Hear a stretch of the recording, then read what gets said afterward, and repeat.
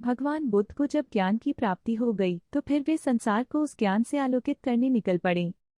भगवान बुद्ध किसी गांव में जीवन के विभिन्न आयामों पर प्रतिदिन व्याख्यान देते। उनके प्रवचनों में जीवन का सार छिपा रहता। उनकी बातों को लोग बहुत ही गौर से सुनते थे। एक व्यक्ति बिना नागा किए उनके व्याख्यान सुनता। काफी समय बीत जाने के बाद भी उसने अपने अंदर कोई विशेष बदलाव नहीं पाया है।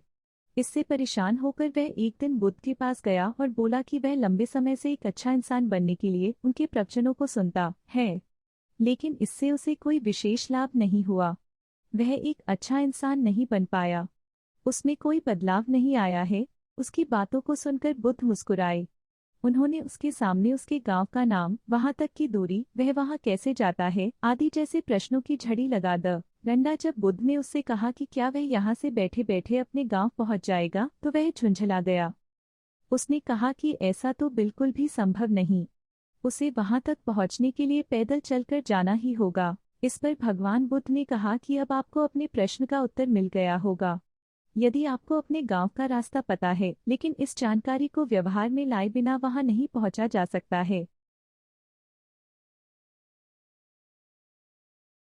इस दुनिया में कोई गरीब नहीं। एक समय की बात है, भगवान गौतम बुद्ध एक गांव में धर्म सभा को संबोधित कर रहे थे। लोग अपनी विभिन्न परेशानियों को लेकर उनके पास जाते और उसका हल लेकर खुशी खुशी वहां से लौटते।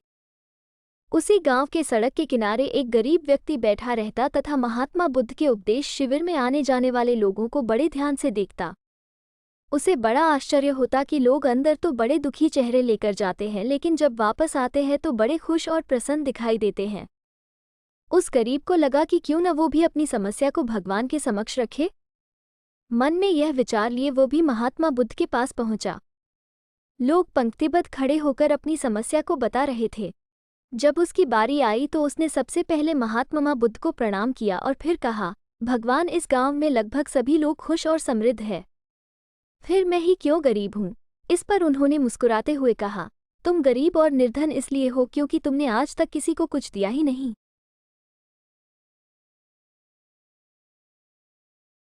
मृत्यु के उपरांत क्या? एक बार बुद्ध से मलुक्य पुत्र ने पूछा, भगवान, आपने आज तक यह नहीं बताया कि मृत्यु के उपरांत क्या होता है। उसकी बात सुनकर बुद्ध मुस्कुराए। फिर उन्होंने उससे पूछा, पहले मेरी एक बात का जवाब दो।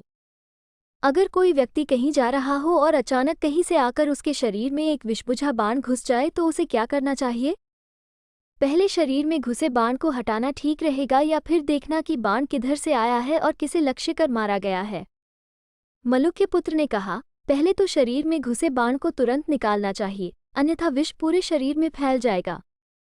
बुद्ध ने कहा, बिल्कुल ठीक कहा तुमने। अब ये बताओ कि पहले इस जीवन के दुखों के निवारण का उपाय किया जाए या मृत्यु की बाद की बातों के बारे में सोचा जाए। मलुक्य पुत्र अब समझ चुका था और उसकी जिज्ञासा शांत हो गई। Please subscribe my channel.